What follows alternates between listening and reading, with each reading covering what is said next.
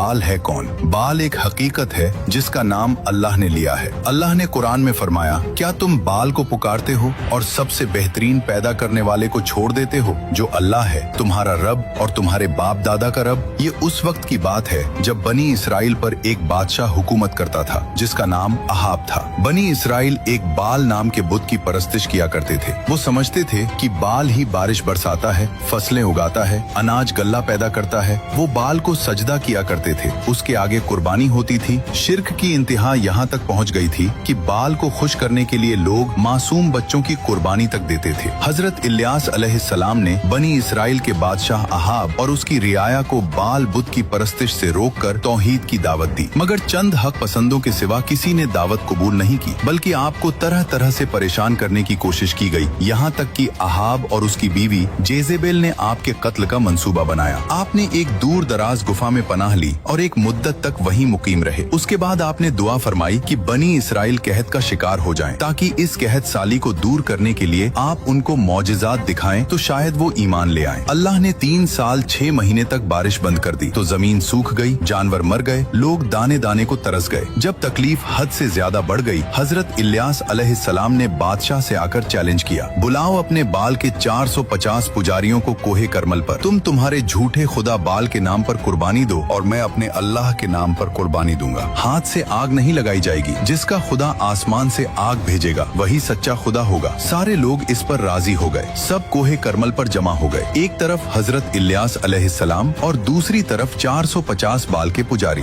2 बैल लाए गए। पहले पुजारियों की बारी आई। उन्होंने एक बैल को काटा, उसके टुकड़े किए और लकड़ियों पर रखा। सुबह से दोपहर तक वो नाचते रहे, चिल्लाते रहे, ए बाल जवाब दे, जवाब दे। कुछ नहीं हुआ। सूरज तपता रहा, गोश्त सड़ने लगा। फिर वो अपने जिस्म को छुरियों से काटने लगे, खून बहने लगा, लेकिन आसमान से एक चिंगारी भी नहीं आई। बाल पूरी तरह से मुर्दा था। हजरत इलियास अलैहिस्सलाम की बारी आई। आपने ऐसा किया जो नामुमकिन था। 12 पत्थरों को जोड़कर एक कुर्बानगाह बनाई। कुर्बानगाह के चारों तरफ खंदक खोदी, लकड़ियां जमाई, बैल को ज़िबह किया और लकड़ियों पर रखा। फिर 12 बर्तन पानी लकड़ियों और गोश्त पर ऐसे डलवाए कि सब गीला हो गया, यहाँ तक कि खंदक पानी से भर गई। फिर वो अकेले खड़े हुए और अल्लाह से दुआ की और उसी वक्त आसमान से आग आई। उसने सिर्फ गोश्त नहीं जलाया बल्कि सब कुछ जला के राख कर दिया। इस मौजिज़े को देखकर बहुत लोग सजदे में गिर गए। उसके बाद हजरत इलियास अलैहिस्सलाम ने अल्लाह से दुआ की। थोड़ी ही देर में काले बादल छा गए और जोरदार बारिश हुई। हमारे ऐसे अजीम उश्शान रब की कुदरत को देखकर अभी तक आपने कमेंट और शेयर भी नहीं किया।